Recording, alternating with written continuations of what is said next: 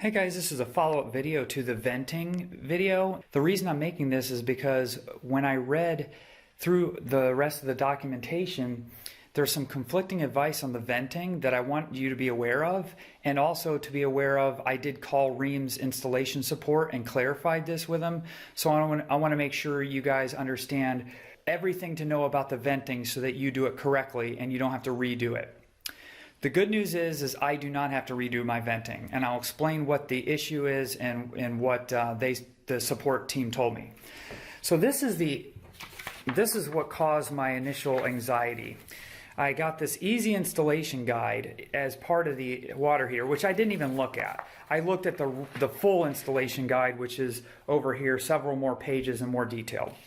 And in here, under the vent pipe instructions, it says you can use up to 38 feet of 3-inch PVC on both the exhaust and intake. If you want to use 2-inch, you can only run a maximum distance of 5 feet. Whoops, I ran a 13 feet. So I freaked out. And then I went back and looked at the installation manual and said, well, what was I thinking? But then I remember what I was thinking. Here is the page 35 of the instructions. This is whether you buy the Richmond branded or the Rheem branded, the same instructions. And it says maximum length. So just so you know, this A1 setting, there's a couple different settings inside the water heater where you can set based on what your vent length is. So the default factory setting is A1, so I haven't changed anything. It states that you can put up to 22 feet maximum of 2-inch straight pipe with one elbow. And then based on how many elbows you have to reduce that. So when I talked to him about that, the theory is described on the next page here. A 90-degree elbow is equivalent to 3 feet of 2-inch pipe. In other words, if you add a 90-degree elbow, it's like adding 3 more feet of straight pipe in terms of how the air restriction. And then a 45-degree elbow is equivalent to 1 feet of 2-inch straight pipe. So in other words, the different type of elbow will restrict in a certain way.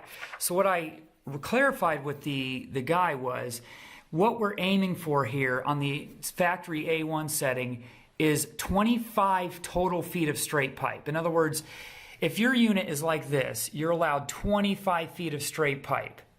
But for every time you add an elbow or a 45, you have to reduce it on this A1 setting.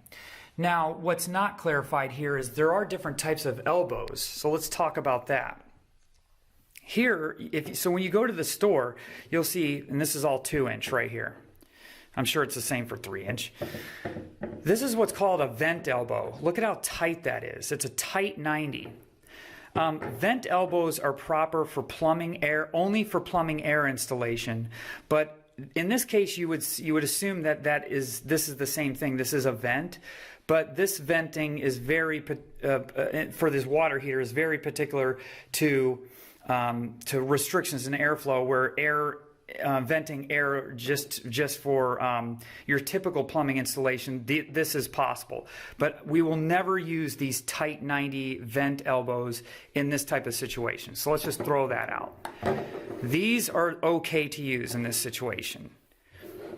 So what we have is a standard 90-degree 2-inch elbow, a long sweep 2-inch elbow, and a 45 degrees. Now, in my estimation, they don't really talk about the long sweep elbow. But this is 3 feet of straight pipe restriction. This is 1 feet. I'm assuming this is kind of in between, since it's almost kind of 2 45s as far as distance. So if you take the 1 foot of restriction on 145 and double it, that's 2. So 1, 2, 3, right? So therefore, my math here is you take 25 total straight pipe, and then for every normal elbow you add, you subtract 3. Long sweep elbow 2, and 45 1. So when I did that on each of these, in one case I added 2, I think it was 2 long sweep elbows at 45 and 1 of these, and on the other side I think I used 2 of these and 2 of these. So therefore, if you take 25 feet and subtract, so let's say I did 2 of these and 2 of these. So that's 6 and 4 would be 10. So I'm allowed 15 feet of pipe, of straight pipe. Or if I used 3 of these, 1 of these, and 1 of these, that's 6, 7, 8, 9, 10, still 10, and minus 25, you'd be able to run 15. So I'm definitely within spec because I think I ran about 13 feet or so of straight pipe plus, that arrangement of elbows put me at about 22 to 24 feet, right? So that puts me within spec of this A1 setting. Now, the other thing that was interesting is when you turn page 2, and I didn't even notice this, that it is possible you can run even longer lengths of 2-inch pipe or 3-inch pipe. This is the A2 setting, which is a dip switch inside the unit. That allows you to go much further. And I think basically what this setting does is it basically runs maybe at a lower range or something, or or it runs at a higher fan speed inside to be able to push and pull more air. So what this says is minimum length is 13 feet.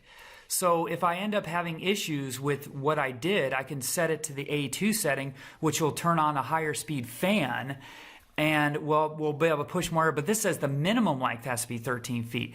The maximum is 48 feet. So again, with 4 elbows. So again, what you're looking at there is 60 feet or 25 feet. Between 25 and 60 feet of 2-inch with the reductions in your different elbows types. That would be the A2 setting. Or the A1 setting would be your maximum of 25 feet with, with reducing numbers based on how many elbows. So I am within spec, and I just wanted to give you the clear, definitive guide on what Rheem says. And again, I went over this with their tech on a call with how to do venting and whether or not how much pipe you can use, how long you can use, and whether you have to set a dip switch inside the unit to accomplish what you're doing. But the good news is you can absolutely do most any type of venting with 2-inch pipe as long as you know how long you're doing it, how many elbows, and then what the settings should be.